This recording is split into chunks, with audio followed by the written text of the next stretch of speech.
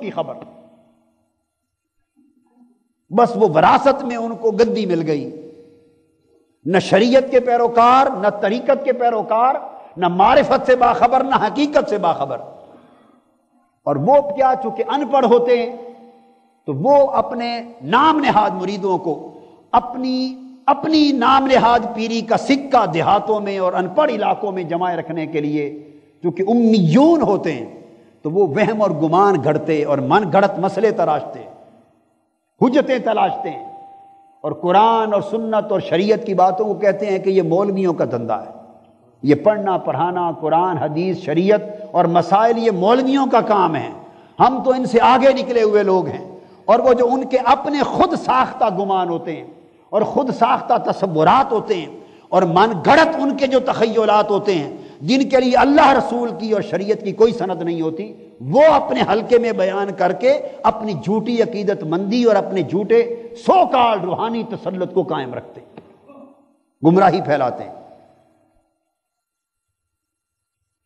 اور پھر فرمایا فویل للذین یکتبون الکتاب بایدیہم، فرمایا ایسے لوگوں کے لیے بڑی خرابی اور تباہی ہے جو اپنے ہی ہاتھوں سے کتاب لکھتے ہیں،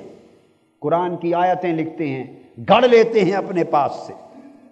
ثم یقولون ھذا من عند اللہ، پھر کہتے ہیں کہ یہ اللہ کی طرف سے ہے۔ اشارہ اس امر کی طرف ہے کہ من گھڑت باتیں تراشتے ہیں، اپنے وہم و گمان سے، اپنی خواہش نفس سے باتیں تراش لیتے ہیں، گھڑ لیتے ہیں، لکھ لیتے ہیں، اور پھر کہتے ہیں یہ اللہ کی طرف سے۔ یہ سب کچھ کیوں کرتے ہیں؟ لیشتروا بہ ثمنا قلیلا، تاکہ اس سے مال دنیا کما لیں، تاکہ اسے دنیا کمائیں۔ تو آج میں یہ سمجھتا ہوں کہ اس وقت معاشرہ ان یہودی اور بنی اسرائیل کے لوگوں کے معاشرے کی طرح پھر اس طرح دو طبقات میں تھوڑا یا زیادہ بٹتا ہوا دکھائی دیتا ہے کہ کہیں جہاں ظاہری علم کا غلبہ ہو جاتا ہے، ظاہری علم کا غلبہ ہو جاتا ہے اور انہیں حقیقی معرفت الہیہ نہیں ہوتی اور معرفت رسالت محمدی نہیں ہوتی اور اللہ رب العزت کی خاص عنایات کے ساتھ انہیں شرح صدر نصیب نہیں ہوتا، وہ ظاہری علم کے تغلب میں دراصل یہودی خصلت کی اس سمت چلے جاتے ہیں کہ حضور علیہ السلام کی شان اقدس کو چھپائے رکھنا ان کی ذہنیت بن جاتا ہے، اور حضور علیہ السلام کی شان کو بیان کرنا یہ انہیں شرک نظر آتا ہے، اور آقا علیہ السلام کے ادب اور تکریم کی طرف بڑھنا یہ انہیں شخصیت پرستی نظر آتی۔ اس لیے لوگوں کو جو تصور وہ دے چکے ہوتے ہیں اس تصور کو محفوظ رکھنے کے لیے ضروری ہوتا ہے کہ ان آیاتوں اور حدیثوں پر درس نہ دیا کریں جن میں کثرت کے ساتھ حضور علیہ السلام کی اونچی اونچی شانیں بیان کی گئی، اور دوسری آیتوں پر درس دیا کریں جن آیتوں میں عاجزی کا ذکر ہے عبدیت کے مقام کے ساتھ، تاکہ خود ساختہ تصور توحید کو پھیلایا جا سکے۔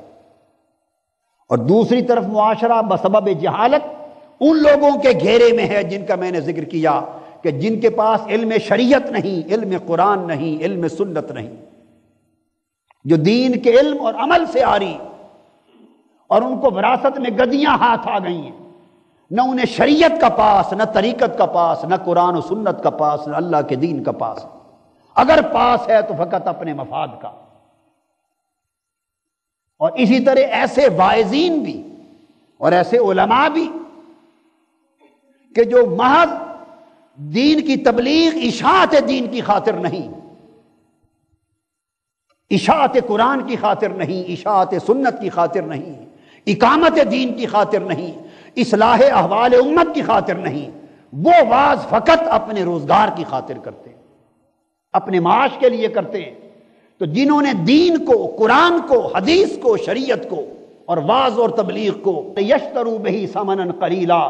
اشاعت دین کی بجائے فقط مال کمانے کے لیے، اپنا روزگار بنانے کے لیے اور اپنا معاش کمانے کا ذریعہ بنا لیا ہے، ان کی بھی مذمت کی جا رہی ہے کہ وہ جب دین کو روزگار اور معاش کے طور پہ استعمال کرتے ہیں تو لا محالہ اس انتہا تک جا پہنچتے ہیں کہ اپنی من کی چیزیں جن سے لوگ خوش ہوں وہ گڑھتے ہیں، لوگوں کو سناتے ہیں، نعرے وصول کرتے ہیں، واہ واہ لیتے ہیں اور خود رقمیں بٹور کے جیبیں بھر کے چلتے بنتے ہیں۔ اور قوم جہالت کے باعث،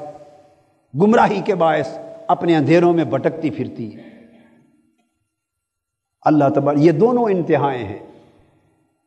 اور ہمیں ان دونوں انتہاؤں سے باخبر ہونا چاہیے، اور اعتدال توسط کے ساتھ کہ جس میں اس مضرت اور نقصان سے بھی بچیں اور اس مضرت اور نقصان سے بھی بچیں اور راہ حق کی طرف آگے بڑھتے چلے جائیں۔ اللہ پاک ہمارے اوپر حق کی معرفت کے دروازے کھول دے۔ وما علینا الا البلاغ۔